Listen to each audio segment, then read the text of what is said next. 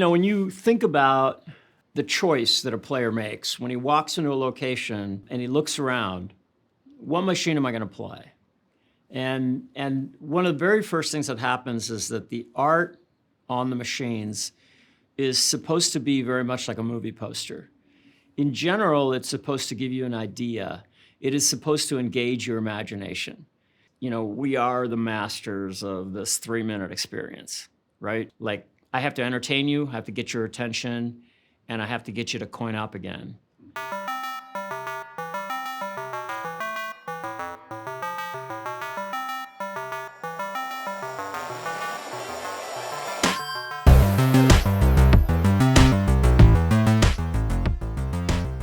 Greetings, friends.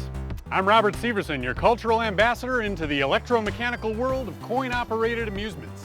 I'm here in Elk Grove Village, Illinois, the headquarters of Stern Pinball, the largest manufacturer of the silver ball anywhere in the world.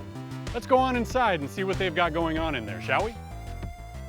We are right now in the Stern Pinball factory in the Chicagoland area. Chicago is the center for pinball. The people who work in this business, and to us, it's an avocation and it's a vocation, but also an avocation, something, we love. This is something that we're into. Just like, I go back to Detroit and cars. People who design cars, they love cars, but of course, they design them so somebody can buy them and use them so they can make money selling them so they can design the next car.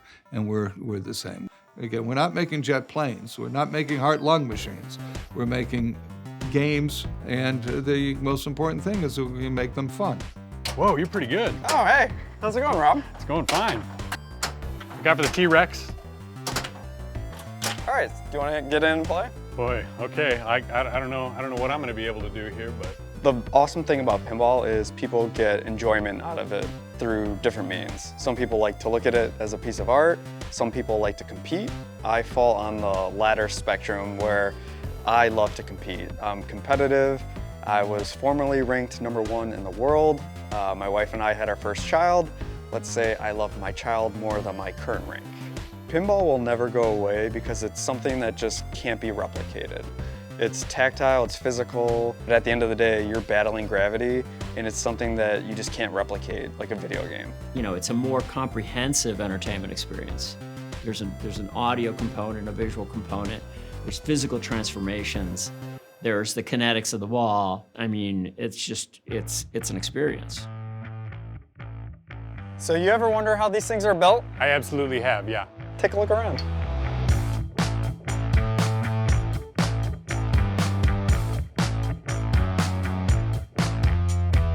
This is amazing. How long does it take to make a Stern pinball machine? It takes roughly 30 people hours from start to finish.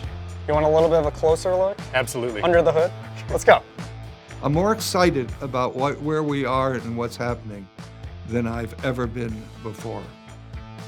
It's a ball and bat game. The game's still under the glass, but what we can do with it, with the artwork, with the titles, with the LCD display, is much broader than we could do all those many years ago. Gary and I, our roots are in coin-operated product. I love the fact that the games work in these diverse environments. It gives us a broad range of demographics. The fastest growing segment of our audience right now is 20-somethings. We're a very unique piece of entertainment, right? We're different from every other thing that you engage with. Everything else is about a screen. In our product, yes, we have a screen, but it's peripheral. The game is onto the glass, and of course, it has state-of-the-art technology in it. I just connected the games. You can take your phone, sign up for a free Insider Connected account, walk up to any connected Stern pinball machine anywhere in the world. The game is going to recognize you specifically. It knows that it's you. It allows you to, go back and track your progress. It's about preserving the things that are pinball, but bringing it up to date into a technology that we all relate to and engage with. Zach, what's this weird, cool room in the back? Well, it all starts with a piece of wood. And then if you look over here, depending on which playfield they're cutting, that machine's gonna cut it out to exactly the specs that are needed for, say a Godzilla or a Deadpool. Then they're gonna be able to put the little inserts, so the lights that you'll see in the machine. Yeah. This will get clear coated. It will be shipped to a vendor to get artwork applied, and then it's ready for prime time. Oh, wow. You just feel it too. It's so smooth. Very smooth. I mean, you got that metal ball bouncing around. You want to make sure these things will, you know, stand the test of time. Which leads us to our next part of the tour, which is how these playfields get put together. Let's do it. When I went to design pinball machines, I wasn't a huge pinball guy. I didn't, you know, I could barely play. It was embarrassing. But I was enamored with the notion of this, you know, creating this world under glass and just sort of like all the things I could do. This was a giant toy to me. I walked in, I think there were something like 9 people in product development. And, you know, I was hired as the guy that was going to build the studio and grow it. And today I have about 50 people in the studio, in the internal studio, and I have a bunch of external consultants that also help us in terms of product development. So, you know, today I'm the chief creative officer for the company, and I'm responsible for product development efforts in every, you know, sort of every sphere.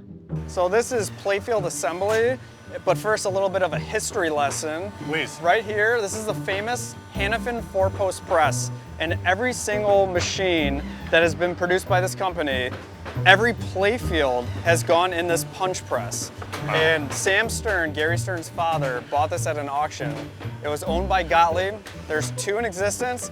I don't know where the other one is, but there's one right here. It's a mystery, wow. It is a mystery. So what it does is it presses the playfield in the machine, and it creates these little starter holes. So you'll see little divots on both sides. You see just little markings and impressions. And think of it like IKEA furniture. Now they're gonna know where they're gonna start drilling and screwing. So it's starter holes for every machine. How many total pinball machines have been in this machine? Do you even have a guess? It's so many it's a number we can't even comprehend. How many grains of sand are on the beach? I lost track. I used to say that we had more labor hours than in the Ford Taurus that was made not far from here. One of the Ford guys said, yeah, we have robots. We have 3 hours in a car now. That's all we have. You've got a lot more hours in it than we do. So, you know, we're providing a lot of employment. It's handwork. We love our product, but it's numbers. You got to make money, I said before. Good title, certainly.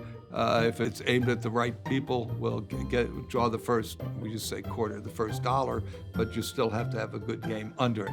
Look, we have a blue chip portfolio of big name brands with big IP, and it's a two-way street, right? Yes, it's a business relationship. We take licenses, which we then create products, but in essence, to those brands, we're the only game in town, meaning we're the only place that makes a pinball machine with that brand. And whether it's Deadpool or The Mandalorian or, you know, Godzilla, they've entrusted us with their IP. Think of pinball as a medium, and we essentially apply our medium like a painter paints in watercolors versus oils. The pinball machine is a medium which should essentially extend, represent, and reflect the brand. You know, you press start, and the game is supposed to take you to this world. I'm experiencing the world of The Mandalorian. It sounds like, it feels like, it looks like. So, I mean, that's where I'm taking you. So this is my favorite part of the factory tour and how we manufacture these games. This is the cable assembly. Oh yeah. Or I like to call it the world's largest friendship bracelet. Every game under the hood, this is the brains, the guts, the architecture. Sure. You know, no one game is the same from, you know, Jurassic Park to Avengers. Just like a 2-bedroom apartment is not the same, where the blueprint's a little different because you want to make sure everything fits perfectly underneath the machine. Yeah. So games these days have about half a mile of wire. So each wire is a different color, so if there's any issues with the game, you can trace it back to, oh, the green one is not, you know, getting a current, you know. You mentioned that, you know, different games will obviously have different schematics, but do certain games have significantly more or less, for that matter, cable inside? Yeah, so I mean, depending on the game, you're gonna have, maybe some different mechanical features that will require a few more, wires to drive certain components. But by and large, with our spike system, we've reduced complexity. So games 10 years ago maybe had a mile of wire, where now it's only half a mile of wire because we've got our node bus system that helps drive everything. Cool. So world's largest friendship bracelet, this is your favorite part. What's next? What's your second favorite part? The building blocks. Let's check out how these things are actually built. My passion is designing things. I imagined that I was going to be in the coin-operated game business for a short period of time, and that the rest of my career as a designer was going to be designing all kinds of other things. It turns out that the all kinds of other things all were entertainment things. I just didn't know that at the time. I mean, and don't get me wrong, it's a fight to make these things. People are reaching out to me, man, I love your Deadpool game, and it's phenomenal, and blah, blah, blah, blah, blah. That's all great, but it was a ton of work and a lot of fights in a lot of different areas to get this thing done. And it costs the right amount of money, and to be reliable, to be serviceable, to be manufacturable, to satisfy the licensor's requirements. All those kinds of things keep me really engaged and make me feel like I love what I do, because I do. So with Playfield assemblies, you see the playfields come to life before your very eyes. There's no robots assembling this. This is all handcrafted. People, yeah. It's all people putting this together. But we want to make sure it works. With 3,500 parts on these machines, we go to Playfield testing as soon as they are done on the main Playfield assembly line. And here at the station, they're gonna test every switch, lamp, coil, drop target, you name it. And on this testing station, they can make sure that things are firing exactly how they should. But if there's any issues and they need to diagnose it, it's on a rotisserie that they can, see if I get this right. If I break it, I have to buy it. But, yeah. And now they can look under the hood very easily to see oh, that wasn't firing. Let me see the connector. Oh, the connector got a little loose in transport.